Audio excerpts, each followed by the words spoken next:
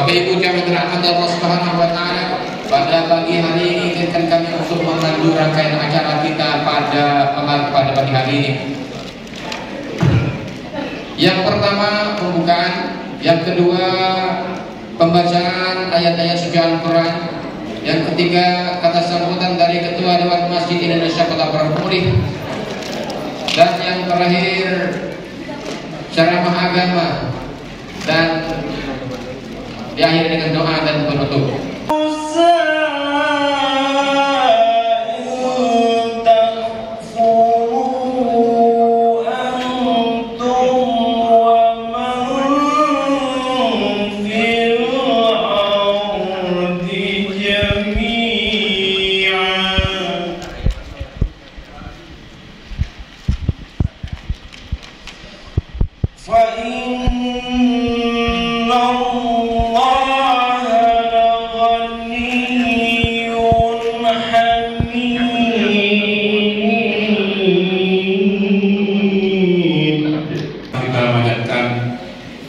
Puji syukur kepada Allah Subhanahu wa taala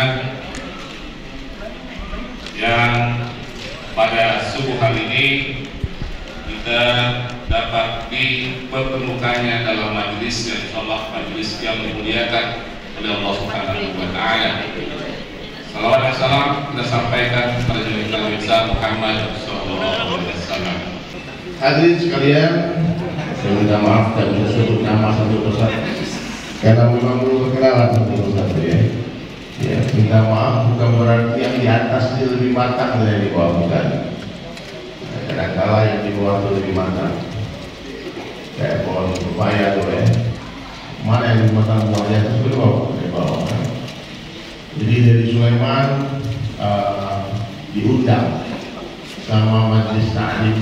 Acara saya sebetulnya nanti siang di pendopo. Saya yang minta subuh-subuh mulai ceramah. Nah, saya datang di sini sebetulnya tak diundang, Pak. Saya yang menawarkan diri datang. Datang tak diundang, pengingat dari atas. Jadi saya datang karena Allah yang menjumpai kita adalah Allah. Dan sebentar lagi pun kita akan berpisah karena Allah. Jadi Bapak Ibu sebetulnya tak perlu kenal sama saya. Yang perlu kenal siapa? Yang mendatangkan dari Sulaiman. Nah, itu yang berikut itu. Allah yang menjumpai kita pada subuh hari ini. Mudah-mudahan menjadi asbab hidayah. Amin. Dua, tiga. Orang-orang jenius cerdas. Siapa yang memberi kecerdasan itu? Siapa? Allah. Allah mampu menjadikan orang paling cerdas menjadi orang paling bodoh di dunia dalam hitungan detik. Ini Allah cabut satu saraf itu, Pak. Konsep, ketawa-ketawa sendiri. Kemana, Pak? Gak ada orang bikin status. Dulu kalau aku stres, ada teman untuk baju rata. Sekarang kalau aku stres, gak ada lagi. Kan teman itu udah stres juga. Stres juga dua-dua. Gak ada lagi tempat curhat. Dewa. Allah mampu menjadikan orang paling kaya di dunia menjadi orang paling miskin di dunia dalam hitungan detik. Begitu juga sebaliknya. Orang miskin jadi kaya, kaya jadi miskin. Orang bodoh jadi pintar, pintar jadi bodoh. Apa yang Allah bisa buat? Apa saja yang Allah kehendaki terjadi pasti akan terjadi. Apa saja yang Allah kehendaki tidak terjadi tidak akan terjadi. La ilaha illallah. Satu dunia orang membunuh kita tekan mampu dapat Allah. Bapak merasa takut mati. Sampaikanlah kebenaran itu meskipun pedang di leher kita. Mati. Tidak ada yang bisa mematikan saya Allah. Kenapa dia mati? Habis rezekinya dia makan. Orang mati itu karena habis rezekinya dia makan. Kalau memang perlu waktu yang mati. Orang yang ditakdirkan makan 10.000 liter beras. Allah telah tuliskan, si fulan aku akan berikan dia makan 10.000 liter beras. Lalu dia sudah makan 9.999 liter. Kurang berapa? Kurang 1 liter. Lalu dia naik pesawat. Tiba-tiba jatuh itu pesawat. Mati ya dia? Ya, kenapa? Masih ada 1 liter beras yang belum dia makan. Bagaimana biar mati? Harus dikasih makan. Iya, serius Pak. Berapa banyak kejadian? Saya waktu di Bangladesh itu ada bis mundur, ini kisah nyata, bis mundur masuk. jurang. Nabrak rumah orang masuk jurang. Dan seluruh penumpang itu mati kecuali satu orang. Satu orang mati. Lalu tim SAR mengambil satu orang itu, dibawa ke rumah sakit. Sampai di rumah sakit diberikan pengobatan sama dokter, lalu diberikan dia minum dan beberapa gelas susu diberikan dia minum. Setelah itu dia mati. Kenapa dia nggak mati bareng-bareng teman-temannya? Masih ada segelas susu yang belum dia minum. Jadi bapak nggak usah takut mati. Takut mati, gak takut mati. Kami tak takut dengan perekonomian umat Islam. Yang mereka takutkan apa? Ketika orang Islam kembali kepada agamanya, sholat subuh seperti sholat Jumat, baru orang-orang Yahudi itu give up, bendera putih menyerah kepada umat Islam. Sebelum sholat subuh seperti sholat Jumat, jangan berharap kita menang melawan mereka. Hubbud dunia, cinta dunia. Idza azamat ummati dunia. Kalau umatku sudah mengagungkan dunia, kata Nabi sallallahu alaihi wasallam, nuzi'at minha haibatul Islam. Allah akan cabut dari mereka kehebatan Islam. Islam ini banyak, Pak. Dulu sahabat cuma 114.000 orang. Dunia ditundukkan oleh mereka. Sekarang kita 2M lebih. Tapi kita malu kadang-kadang mengaku Islam. Ya. Dihinakan, Allahu Akbar. Bapak coba buka mata, Pak. Open eyes. Lihat di belahan dunia bagaimana keadaan saudara kita Muslim. Mudah kita kambing hitamkan orang kafir, mudah. Oh di Syria Syiah itu jahat, lanatul alaih. Oh di Israel, di Palestina itu Israel lanatul alaih, Yahudi itu jahat. Di Rohingya itu orang muda garis keras dibunuh orang-orang Islam.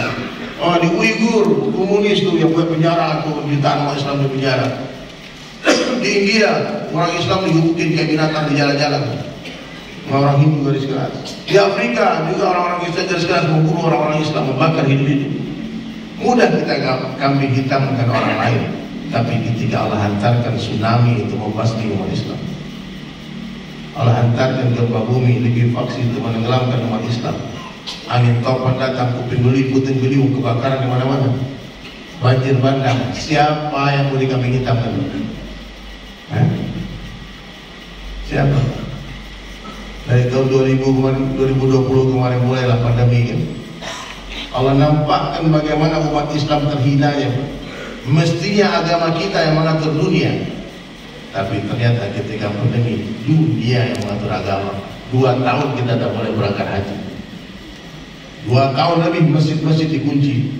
Tak bisa apa-apa umat Islam. Ngomong habis. Jangan cakap. Tak ada harga kita dalam pandang orang kafir. Kenapa? Karena kita hubbud dunia. Allah tak membantu kita. Aina nusratullah, mana pertolongan? Tak nampak. Dulu sahabat Nabi miskin, tak punya senjata, jumlah mereka sedikit di perang Badar, tapi Allah berikan kemenangan melawan orang-orang kafir Quraisy. Hartanya Abdurrahman bin Auf di tangan mereka, hartanya Sayyidina Utsman di tangan mereka, tapi mereka sempurna keyakinannya kepada Allah dan Rasulnya. Tidak ada sedikit pun cinta dunia di hati mereka. Allah hantarkan ribuan malaikat untuk menolong mereka. Sekarang malaikat bingung kamu turun. Dia bingung turun. Mana yang mau tolong sama bentuknya di Islam tapi sama gayanya. Karena orang Arab ini sunnah, sorban ini sunnah. Ya, sorban itu sunnah. Oh, kami ini orang NU di sini, pendiri NU itu bersorban, betul kan? Googling ada YouTube, internet, Kiai Syari. Oh kami ini Muhammadiyah, tidak ada sorban-sorban itu. Pendiri Muhammadiyah itu sang pencerahan Kiai Ahmad Dahlan itu bersorban. Ya. Oh kami orang Minang kok, orang awak kok, itu baju orang Arab baju angkau. Nah kita cocok dengan kami di kampung. Marah saya di kampung. Kalau sorban lu sendiri juga, sasek jalan. Tuanku Imam Bonjol itu datuk orang Minang. Tuanku Imam Bonjol gadang sorban panjang jangkrik. Itulah jadi pahlawan nasional. Dulu dibilang teroris tuh sama Belanda. Oh aku orang Jawa, orang Jawa. Kok kamu Bogor? Sakit ya.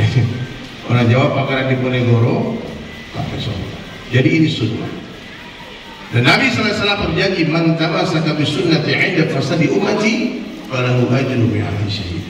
Siapa yang berpegang teguh dengan sunnahku di tengah rusaknya umatku, buat mereka pahala 100 orang mati syahid. Amin. Man ahya sunnati faqad ahabbani wa man ahabbani kana ma'i fil jannah. Siapa yang menghidupkan sunnahku, kata Nabi, sungguh dia cinta kepadaku, dan siapa yang mencintaiku bersama denganku di dalam syurga. Coba Bapak Ibu semua periksa diri kita, sudah berapa banyak sunnah Nabi yang kita amal. Dari bangun tidur sampai tidur lagi. Mohon maaf Pak, jangan ngomong tinggi-tinggi lah. Masalah minum tangan kanan saja. Saya sudah pernah survei, mohon maaf bukan di sini Pak. Saya survei di satu tempat. Ada satu pesta pernikahan dihadiri oleh ribuan orang. Saya duduk di satu tempat, lalu saya bukan tajasus, bukan mencari aib. Saya cuma pengen tahu berapa banyak tamu yang datang minum tangan kanan dan duduk. Hasil survei saya tak sampai 10% umat Islam yang bisa minum tangan kanan. Alhamdulillah.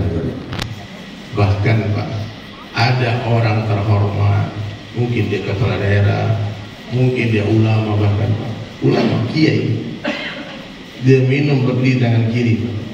Saya tak sanggup rasanya gimana cara bertanya, menegur dia. Saya datangi dia, 4 mata, saya cium tangan dia bolak-balik, lalu saya tanya, Pak Kiai, ada nggak dalilnya yang membolehkan kita minum tangan kiri? Mungkin saya belum tahu, minta maaf kalau saya salah.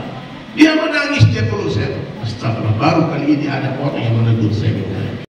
Saya lebih baik orang lain, seburuk-buruk orang lain, lebih buruk saya. Ya, terus kira-kira